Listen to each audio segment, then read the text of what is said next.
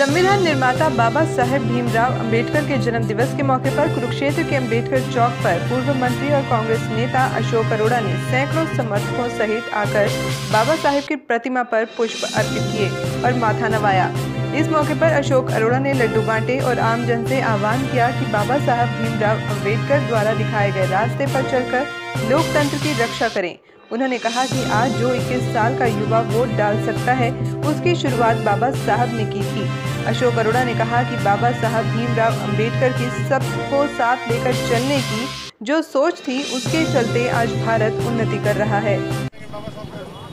आज हम सभी लोग बाबा साहब भीमराव अंबेडकर की जयंती पर इकट्ठे हो गए। हम सब ने उनको नमन किया और आज ये सोचने का विषय है कि जब देश आज़ाद हुआ और संविधान निर्माण की जिम्मेवारी बाबा साहब को दी गई, तो उस समय बहुत बड़ी चुनौती थी उनके सामने एक, क्योंकि हमारा देश अलग अलग भाषाओं का देश, अलग अलग जातियों का देश, अलग अलग धर्म का देश था।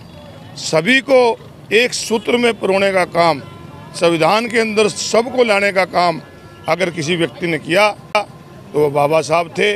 आज अगर सबको वोट का अधिकार है तो बाबा साहब की वजह से देश की आज़ादी से पहले तो चंद सरमाएदारों को, बड़े बड़े जागीरदारों को, बड़े बड़े जेलदारों को वोट का अधिकार हुआ करता था। आम आदमी को वोट का अधिकार नहीं था। आम आदमी की राज में भागीदारी मिले, उन्होंने उस समय हर 21 साल के बालिग को वोट का अधिकार देकर सबको समानता का अधिकार दिया।